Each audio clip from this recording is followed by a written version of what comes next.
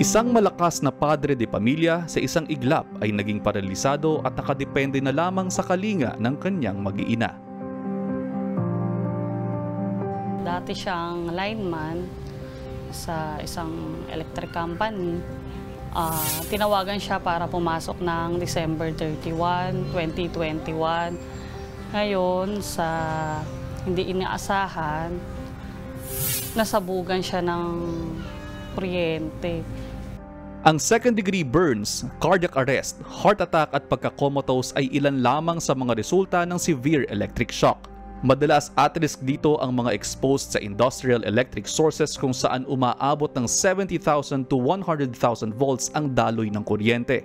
Ang exposure sa mahigit 150,000 volts ng kuryente ay kadalasang nauuwi sa agarang pagkamatay. Pinalad na makasurvive si Jepoy pero naging critical naman ang kanyang lagay.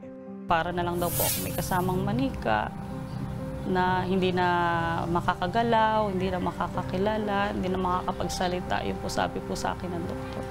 Dahil sa insidente, hindi na nagpo-function ng maayos ang ilang organs ni Jepoy. Tanging trach at peg na lamang ang kanyang nagiging pag-asa para makahinga at makakain. Nagdulot din ng trauma sa kanyang mga anak ang sinapit ni Jepoy. Pag sila nagsaksak ng kung anumang appliances, talagang sinasabi nila, Mami, ikaw magsaksak nung baka makuryente ako.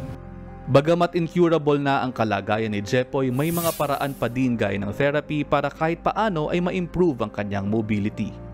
Nag-ano po siya, physical therapy, speech, tsaka po occupational therapy. Doon po nag-start yung unti-unting improvement ni Daddy.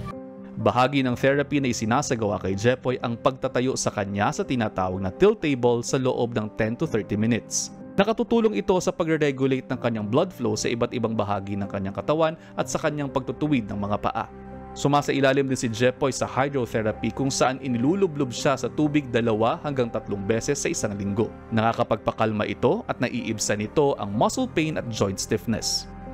Mga kapatid, iba yung pag-iingat po sa ating paghahanap buhay dahil ang aksidente sa isang iglap lamang ay maaaring bumago sa takbo ng buhay ng ating mga pamilya. Mga kapatid, Justin Quirino po. Masayang kwentuhan at makapulahang informasyon ang hatid namin tuwing umaga. Kaya mag-subscribe na at mag-follow sa social media pages ng News 5.